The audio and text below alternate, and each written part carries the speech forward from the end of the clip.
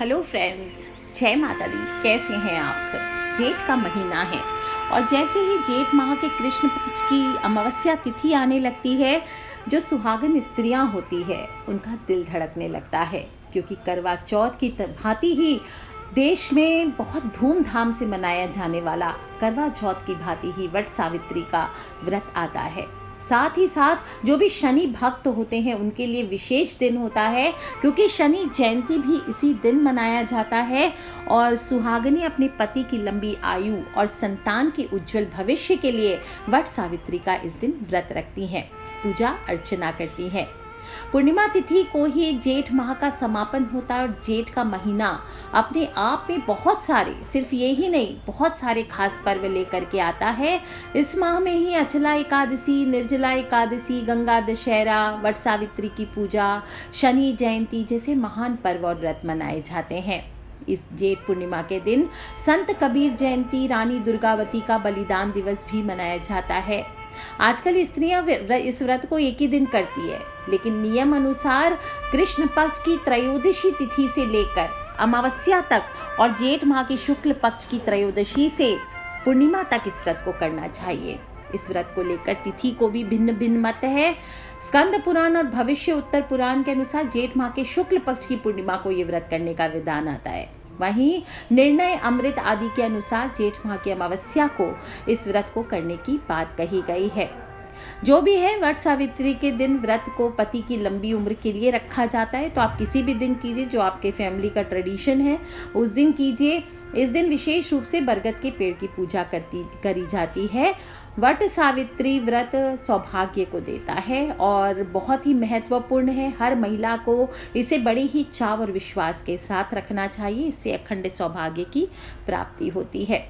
जो कुंवारी लड़कियां हो, विवाहित हो, कुपुत्रा हो, सुपुत्रा हो, विधवा हो, बहुत सारे लोग प्रश्न करते हैं कि हमारे पति नहीं है तो क्या हम इस व्रत को बिल्कुल कर सकते हैं। आपके संतान की दीर्घ आयु के लिए, संतान के परिवार की सुख समृद्धि के लिए इस व्रत को आपको करना चाहिए। इससे घर में सुख शांति बनी रहती है, सौभाग्यवर्धक है, साथ ही साथ पाप हारक व्रत भी है, दुख प्रणाशक भी है और धन धान्य को प्रदान करने वाला व्रत भी है। इस दिन देवी सावित्री के त्याग, पति के प्रेम और पति व्रत धर्म का स्मरण करके महिलाएं इस व्रत को करती हैं। और कहा जाता है कि वट के वृक्ष ने सावित्री के पति सत्यवान के मृत शरीर को अपनी जटाओं के घेरे में सुरक्षित रखा था, ताकि जंगली जानवर शरीर को नुकसान न पहुंचा सके। कहते हैं प्राचीन काल में मत्र देश में अश्वपति नाम का एक राजा राज्य किया करता था। बड़े ही धर्मात्मा, ब्राह्मण भक्त, सत्यवादी और जितेंद्रिय थे। राजा को सब प्रकार का सुख था, परंतु उनके कोई संतान नहीं थी, इसलिए उन्होंने संतान प्राप्ति की कामना से सावित्री देवी की कठोर तपस्या की। सावित्री देवी ने उन्हें एक तेजस्विनी कन्या की प्राप्ति का वर दिया। यथा समय राजा की बड़ी रानी के गर्भ से एक सुंदर कन्या ने जन्म लिया और राजा ने उस कन्या का नाम सावित्री रखा। राजकन्या शुक्ल पक्ष के चंद्रमा की भांति दिनों दिन बढ़ने लगी। धीरे धीरे उसने युवावस्था में प्रवेश किया। उसके रूप लावण्य को जो भी देखता उस पर मोहित हो जाता। और जब राजा के बहुत सारे प्रयास करने पर भी सावित्री के योग्य कोई वर नहीं मिला, तो उन्होंने एक दिन सावित्री से कहा, बेटी, अब तुम विवाह के योग्य हो गई हो, स्वयं तुम अपने लिए योग्य वर की खोज करो। पिता की आज्ञा स्वीकार कर सावित्री योग्य मंत्रियों के साथ स्वर्ण रथ पर बैठकर यात्रा के लिए निकली। कुछ दिनों तक ब्रह्म ऋषियों और राजर्षियों के तपोवनों और तीर्थों में भ्रमण करने के बाद वह राजमहल में लौट आई। उसने पिता के साथ देवर्षि नारद को बैठे देखा तो उन दोनों के चरणों में श्रद्धा से प्रणाम किया। महाराज अश्वपति ने सावित्री से उसकी यात्रा का समाचार पूछा।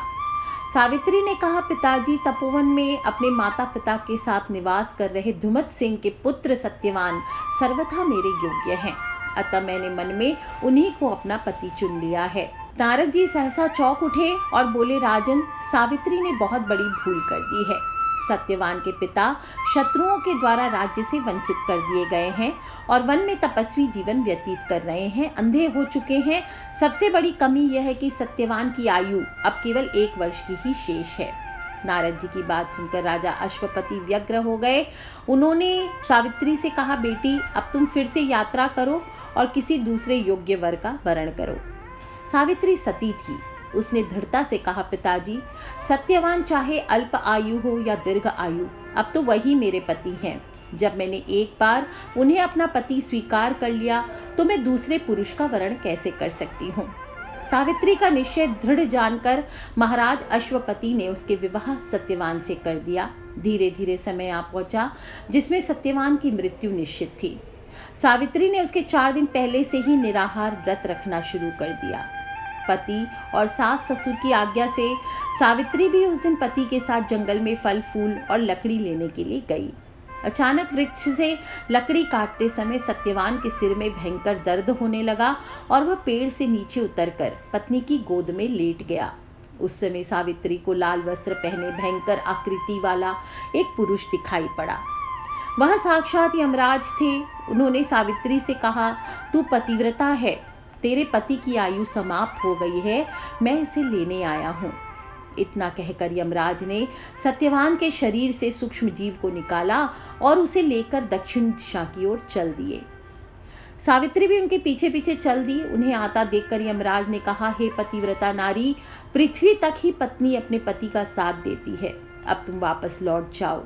उनकी इस बात पर सावित्री ने कहा, जहाँ मेरे पति रहेंगे मुझे उनके साथ रहना है, यही मेरा पत्नी धर्म है।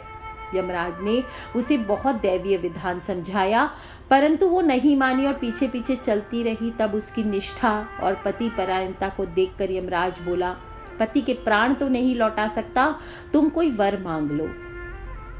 तब सावित्री बोली, मेरे सास ससुर वनवासी हैं, अंधे हैं, उन्हें अपनी दिव्य ज्योति प्रदान कीजिए। यमराज ने कहा, ऐसा ही होगा, अब तुम लौट जाओ। यमराज की बात सुनकर उसने कहा, भगवान मुझे अपने पति देव के पीछे पीछे चलने में कोई परेशानी नहीं है, पति के पीछे चलना मेरा कर्तव्य है। और फिर उनके पीछे पीछे चलने लगी। आगे आगे यमराज, पीछे पीछे सावित्री। ये देखकर यमराज ने उसे गुस्से में बोला, चलो तुम एक और वर मांग लो। तब सावित्री बोली, हमारे ससुर जी का राज्य छिन गया है, उसे वे पुनः प्राप्त कर ले, साथ ही धर्मपरायण बने रहें। यमराज ने कहा, तथास्तु, और सत्यवान के प्राण लेकर चले। पर देखा तो फिर से सावित्री पीछे पीछे आ रही है। तब यमराज ने दृढ़ता से कहा, एक आखिरी बार वर देता हूँ, इसके बाद तुम लौट जाना, लेकिन पति के प्राणों के अलावा जो भी मांगना है सो मांग लो, और इस बार चुपचाप लौट जाओ। तब इस बार सावित्री ने अपने को सत्यवान के 100 पुत्रों की मां बनने का वरदान मांगा। यमराज ने परेशान होकर बिना ध्यान दिए ही तथास्तु कहा और आगे चल दिए। सावित्री फिर उनके पीछे पीछे चलने लगी और उसके स्कृत से यमराज आग बबूला हो उठे। पूछा, अब क्या हो गया? तब यमराज को क्रोधित होते देखकर सावित्री ने उन्हें दोनों हाथों से नमन करते हुए कहा, जी महाराज, आपने मुझे 100 पुत्रों की माँ बनने का आशीर्वाद दे दिया, लेकिन मैं बिना पति के माँ कैसे बनूंगी? इसलिए आप अपने तीसरे वरदान को पूर्ण करने के लिए अपनी कही हुई बात को पूर्ण कीजिए। यमराज ने बोला, सावित्री तूने तो मुझे ठग लिया। और सावित्री की बुद्धिमत्ता पूर्ण और धर्मयुक्त बातें सुनकर यमराज का हृदय भी पिघल गया और सावित्री के तीनों वरदान पूर्ण होने का भी यमराज ने उसे आशीर्वाद दिया। ऐसा ही होगा। सावित्री के पतिव्रत धर्म की बात जानकर सत्यवान के प्राणों को अपने पास से मुक्त कर दिया और सावित्री सत्यवान के प्राणों को लेकर वट वृक्ष के नीचे पहुंची और सत्यवान जीवित होकर राम राम करके उठ बैठे। दोनों हर्षित होकर अपने राजधानी की ओर चले और वहां देखा पहुंचकर तो उनके माता पिता को दिव्य ज्योति भी प्राप्त हो गई है। इस प्रकार सावित्री सत्यवान अपने माता पिता के साथ चिरकाल तक राज्य सुख भोगते रहे। ऐसे सावित्री के पतिव्रत धर्म और विवेकशील होने के कारण ना उन्होंने अपने पति के प्राण बचाए बल्कि समस्त परिवार का भी कल्याण किया, सास ससुर की आंखें भी अच्छी की और पुत्रवती होने का आशीर्वाद भी प्राप्त किया और अपने सतीत्व के बल पर पति को मृत्यु के मुख से भी छीन लिया। तो जो भी स्त्रियां वट सावित्री का व्रत करती हैं, इस कथा को सुनती हैं, सुनाती हैं और उनके सभी के वैवाहिक जीवन या जीवन साथी की आयु पर कभी भी किसी प्रकार का कोई संकट नहीं आता, और आता भी है तो टल जाता है। पूरे परिवार की सुरक्षा होती है, सारा परिवार कलेश मुक्त होकर सुखी समृद्ध जीवन व्यतीत करता है। तो बोलिए वट सावित्री की जय। दोस्तों, वट सावित्री पूर्णिमा के दिन इसीलिए वट वृक्ष की पूजा अर्चना करने का विधान है, ताकि आपकी सभी की मनोकामना पूर्ण रहे। और आप देखेंगे कि इस पेड़ में बहुत सारी शाखाएं नीचे की तरफ लटकी होती है, जिन्हें कहा जाता है कि देवी सावित्री का ये स्वरूप है। वट वृक्ष की जड़ों में ब्रह्मा, तने में भगवान विष्णु, डालियों में त्रिनेत्रधारी शिव का निवास होता है। और अतः सभी मनोकामनाएं वट सावित्री व्रत करे न करे, पुरुष भी जाकर इस दिन वट के वृक्ष की पूजा कर सकते हैं। और अग्नि पुराण में बरगद जो होता है उत्सर्जन को दर्शाता है। तो संतान प्राप्ति के लिए जो इच्छुक महिलाएं हैं, उन्हें तो विशेष रूप से इस व्रत को अवश्य करना चाहिए। बताया जाता है कि इस व्रत में पूजा में भीगे हुए चने जरूर अर्पित करने चाहिए, क्योंकि कहा जाता है यमराज ने चने के रूप में ही सत्यवान के प्राण सावित्री को दिए थे, और सावित्री चने को लेकर सत्यवान के शव के पास आई और चने को सत्यवान के मुख में रखा था। इससे ही सत्यवान पुनः जीवित हुए थे। तो दोस्तों, सभी लोगों को वट सावित्री व्रत अवश्य करना चाहिए। कुछ नहीं भी करते तो कम से कम इस कथा को जो मैंने सुनाई है आपको, सभी फ्रेंड्स, फैमिली, मम्मी पापा, भाई बहन, बच्चे सभी लोगों से शेयर अवश्य कीजिए। और इस बार तो 2023 में वट सावित्री के दिन बहुत ही शुभ संयोग बन रहे हैं, और इस दिन सूर्य और देवी छाया के पुत्र शनि देव का भी जन्म हुआ, तो शनि जयंती भी मनाई जाएगी। जेठ माह के कृष्ण पक्ष की अमावस्या पे जो लोग व्रत करेंगे, 18 मई से अमावस्या तिथि का प्रारंभ हो जाएगा। रात में 9:42 से अमावस्या तिथि प्रारंभ होगी और 19 मई की रात को 9:22 तक रहने वाली है। ऐसे में वट सावित्री का व्रत 19 मई को ही रखा जाएगा। इस दिन शोभन योग का भी निर्माण हो रहा है, जो 8:17 तक रहेगा। जो लोग भी स्नान करेंगे, सुबह 5 बजे से लेकर शाम को 5:15 तक स्नान कर सकते हैं। पूजा जो लोग करना चाहते हैं, सुबह 5:43 से लेकर 8:58 तक आप कथा सुनिए, ये अच्छा है। नहीं तो शाम को भी कीजिए, कोई दिक्कत नहीं है। बाकी 6:42 से रात को 7:03 तक शनि देव की पूजा शाम के समय विशेष मुहूर्त है। इस समय आपको शनि मंदिर जाकर शनि देव की उपासना करनी चाहिए। सरसों का तेल चढ़ाइए शनि देव को, या फिर जो भी आप उनके निमित्त काली चीज़ें अर्पित करना चाहते हैं, काले तिल आदि अर्पित कीजिए। ओम शम शनिश्चराय नमः इसका जप कीजिए। और ग्रहों की स्थिति बहुत खास है इस दिन। शनि देव स्वराशि कुंभ में रहेंगे, जिससे शश योग बन रहा है। इसमें शनि देव की पूजा करेंगे तो विशेष फलों की प्राप्ति होगी। इस दिन चंद्रमा गुरु के साथ है मेष राशि में, तो गज केसरी योग बन रहा है। विशेषकर मेष राशि वालों के लिए बम बम वाला दिन है। सिद्धि योग भी रहने वाला है, गज केसरी योग बना रहा है। तो ये सभी चीज़ें देखते हुए वट सावित्री का दिन बहुत ही शुभ रहने वाला है। जो लोग भी पूजा के लिए सामग्री जानना चाहते हैं, तो उनको बता दूं कि यह सबसे पहले तो आपको एक बरगद का वृक्ष चाहिए, वट वृक्ष। अगर है तो ठीक है, नहीं तो घर पर ही डाली ला करके पूजन करें। अगर वो भी नहीं है, डाली भी नहीं है, तो दीवार पर मांडा कर लीजिए वट वृक्ष का। विशेष रूप से गुड्डा गुड्डी बनाए जाते हैं, या सावित्री सत्यवान की मूर्तियाँ रख सकते हैं। धूप, दीप, घी, एक बांस का पंखा ज़रूर चाहिए, बियान जिसको कहते हैं। लाल का लावा रख लीजिए। सुहाग सामग्री और सासू माँ को देने के लिए, बायना के लिए अगर आप सुहाग सामग्री या पैसा और एक कटोरी में चने रख लीजिए। कच्चा सूत ले लीजिए थोड़ा। अब मैं धागा सिखाऊंगी इस बार विशेष रूप से पतियों के लिए और पत्नियों के लिए। पूरा विशेष रूप से सिद्धियां करवाई जा रही है, तो वो आप ले सकते हैं। पति को वो धागा बांधते और स्वयं उस मंगल सूत बनाया जाएगा, वो आप धारण करें। और चना भिगोया हुआ अवश्य रखना चाहिए। चने आपको एक दिन पहले ही रात को भिगो देने चाहिए। आप जल से भरा हुआ कलश एक रखें, मिट्टी के छोटे छोटे 2 घड़े रख सकते हैं। मौसमी फल ले लीजिए और मिठाई इस दिन बना लीजिए, पूड़ी, हलवा, चना आदि जो आप बनाना चाहते हैं। और एक दिन पहले ही रात को चने भिगो ले। वट सावित्री के दिन आप चाहें तो पहले दिन मेहंदी भी लगवा सकते हैं। और वट सावित्री के दिन सुबह जल्दी उठकर प्रातः पहले घर की साफ सफाई कर लीजिए। नित्य कर्म से निवृत्त होकर के स्नान कीजिए। स्नान करके लाल पीले सुंदर वस्त्र इस दिन धारण करने चाहिए। नए कपड़े हो सके तो नए कपड़े पहने, और नहीं तो सुंदर से सिल्क आदि की साड़ियाँ पहने, 16 श्रृंगार करके तैयार हो जाइए।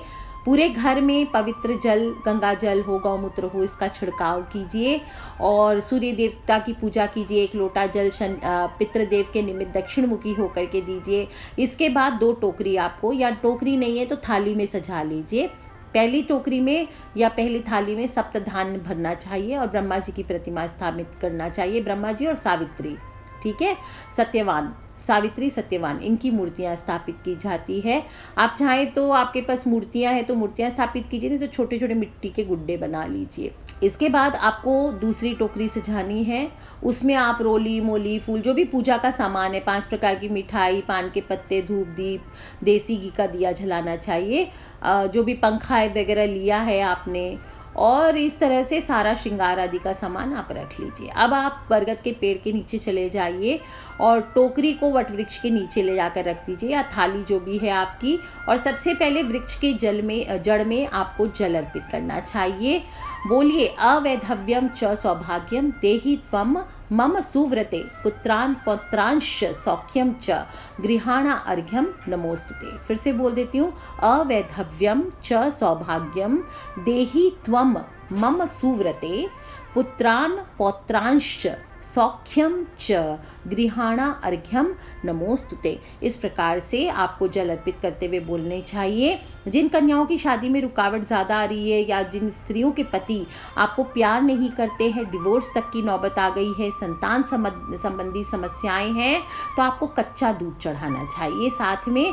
और फिर बाद में ये बोल करके, मंत्र बोल करके, आप जो गीली मिट्टी है वहाँ पर माथे पे तिलक करना चाहिए। इस दिन बड़ के पत्ते के छोटे छोटे गहने भी बनाकर वहाँ रख लीजिए, और चने हाथ में लेकर, जो कथा मैंने वट सावित्री के व्रत की सुनाई है उस व्रत की कथा को सुनना चाहिए। कथा सुनने के बाद हाथ वाला जो पंखा होता है उससे बरगद के पेड़ को हवा करना चाहिए और भोग लगाना चाहिए। जो गहने आपने बनाए थे बरगद के पेड़ के, वो कलावे में बांध के, वो बालों में, गले में, चूड़ियों में, इनमें पहन लेना चाहिए। जो जल रखा था आपने अर्घ देने के लिए कथा सुनने के पहले, वो आपको अर्पित कर देना चाहिए। और ध्यान रखें, इसके बाद आप मौली या कच्चे सूत से बरगद की 7 बार परिक्रमा करें। परिक्रमा करते समय पति की लंबी आयु, परिवार में सुख समृद्धि के लिए प्रार्थना करते रहें। यमराज से प्रार्थना करते रहें कि आपके पति को अकाल मृत्यु से दूर रखें। और हाथों में सूत ले लीजिए और घूमते जाइए और बोलते जाइए। और इसके बाद 3, 5, 11, 21, 51, 108, जो आपकी इच्छा हो उतनी आप परिक्रमा करें। कच्चा सफ़ेद रंग का सूत आप कर सकते हैं, और नहीं तो कच्चा सूत पे को आप हल्दी से भी रंग करके वट वृक्ष की परिक्रमा कर सकते हैं। इससे भी मनोकामनाएं पूर्ण होती है और पति की लंबी आयु की कामना करनी चाहिए। इसके बाद सब पूर्ण होने के बाद प्रणाम करें, चने के प्रसाद सबको दें, और 1 बायना की कटोरी, उसमें भीगे हुए चने और रुपया जो आपने अलग रखा था वो सासू माँ को चरण स्पर्श करके आपको दे देना चाहिए। अगर सासू माँ आपके आसपास ना हो तो बायना बनाकर उन तक पहुंचा सकते हैं, या सासू माँ समान कोई दूसरी स्त्री हो, जेठानी हो, ननद हो, या कोई आस पड़ोस की कोई बड़ी स्त्री हो तो उसको भी दिया जा सकता है। सब करने के बाद सिंदूर और कुमकुम से किसी सौभाग्यवती, दूसरी सौभाग्यवती स्त्री की मांग आपको भरनी चाहिए, और हो सके तो सुहाग पिटारी गिफ्ट करना चाहें तो वो दे दीजिए। कोई और गिफ्ट देना चाहते हैं सुहाग सामग्री तो वो आप लेके जा सकते हैं। जो भी आपने पूजा के लिए सामान चढ़ाया था बांस के पात्र में रख करके किसी ब्राह्मण को या ब्राह्मणी को दान करना चाहिए। घर आकर पति के पैरों को जल से धोइए, आशीर्वाद प्राप्त करें, और फिर पति को भोजन करा करके व्रत में जो भीगे हुए चने हैं वो खाकर आपको पारण करने चाहिए। 11 भीगे हुए चने चबाने कर खाने होते हैं। या और भोजन में आम, चना, पूरी, खरबूजा, पुआ, जो भी चीज़ें आपने व्रत की पूजा की है उन्हीं चीज़ों को आज के दिन खाना चाहिए। कुछ खास नियमों का पालन भी कर लीजिए, सच्ची निष्ठा से व्रत को रखें, क्योंकि पति और संतान के जीवन में आई हुई परेशानियों को भी दूर करती है। और ध्यान रखें कि इस दिन घर का माहौल, वातावरण शुद्ध और शांत रखें, किसी तरह की अशुद्धि घर में कलेश ना करें। और बरगद के वृक्ष की कोपल अगर आपको मिलती है तो वो खा करके व्रत को खोल लीजिए, नहीं तो चने आप यूज़ कर सकते हैं। इस दिन आपको काले, सफ़ेद, नीले ये रंग के ना तो वस्त्र पहनने चाहिए, ना ही चूड़ियाँ आदि श्रृंगार की चीज़ें पहननी चाहिए। किसी भी प्रकार के गंदे विचार इस दिन मन में नहीं आने देना चाहिए। क्रोध आदि नहीं करना चाहिए। मन में किसी के प्रति घृणा, द्वेष आदि नहीं रखना चाहिए। झूठ ना बोलें। जो लोग भी इस व्रत को रखते हैं उन्हें ध्यान रखना चाहिए, भोजन बनाएंगे उसमें तामसी भोजन बिल्कुल भी ना बनाएं, प्याज लहसुन मांस मदिरा इन चीज़ों से परहेज रखना चाहिए। इसके अलावा भी बरगद के वृक्ष की जड़ में मीठी लस्सी चढ़ाने से जो भी पुरुष हैं, मंगल शनि राहु जैसे अनिष्ट ग्रह इस दिन शांत होते हैं। और करवा चौथ की भांति ये व्रत सुहाग के लिए रखा जाता है, तो इस दिन पार्टनर के साथ संयमित व्यवहार करें, जीवन साथी के साथ वाद विवाद से बचना चाहिए, ब्रह्मचर्य का पालन करें। पितृ बाधा के लिए आज के दिन किसी नदी के किनारे या धार्मिक स्थल पर बरगद का वृक्ष आप लगा सकते हैं। और जेठ का महीना है, स्नान दान का महीना है, तो इस दिन आप पितरों के निमित्त तर्पण भी प्रदान करते हैं, तो उनकी आत्मा तृप्त होती है। इस दिन जल का दान करना चाहिए, इससे भी मनुष्य को पुण्यों की प्राप्ति होती है। और शनि देव का दिन है, शनि जयंती है, तो सभी लोग जो लोग भी 7.5 आदि से गुजर रहे हैं, शनि के दोषों से गुजर रहे हैं, पीड़ित है, हड्डियों के दोषों से बाधाओं से गुजर रहे किया धरा है, तो शनि देव की आराधना अवश्य करिए। कुछ कर सके ना कर सके, ओम शम शनिश्चराय नमः, ओम शम शनिश्चराय नमः, ओम शम शनिश्चराय नमः, इस प्रकार से बोलते हुए शनि देव का ध्यान कीजिए। आपको अवश्य शनि देव के कोपों से मुक्ति मिलेगी और शनि देव आपके बंधु होंगे, आप पर अपना आशीर्वाद प्रदान करेंगे। तो कर लीजिए ये उपाय दोस्तों। और छोटी मैंने छोटी छोटी चीज़ें बनाई है। अगले वीडियो में आपको सिखाऊंगी कि सुहाग धागा कैसे बनाना है, सुहाग धागा किस प्रकार से पहनना है आपको वट सावित्री पर। तो कर लीजिए ये उपाय और खिलखिलाते रहे, मुस्कुराते रहे। अपने फ्रेंड्स, फैमिली, मम्मी पापा, भाई बहन, बच्चे जो लोग भी करते हैं वट सावित्री का व्रत, या कम से कम उन सबको कथा अवश्य सुनाएं, ताकि धीरे धीरे सभी के मन में भक्ति की प्राप्ति हो और सभी लोग इस व्रत को ज़्यादा से ज़्यादा करें। Take care friends, love you all, जय माता दी। किसी भी प्रकार के प्रश्न हो वट सावित्री से रिलेटेड तो मुझे लेटेस्ट वीडियो के नीचे लिखकर अवश्य पूछ लें। आज के लिए इतना ही। Take care friends, love you all, जय माता दी, बम बम भोलेनाथ की जय, यमराज देवता की जय, सावित्री सत्यवान की।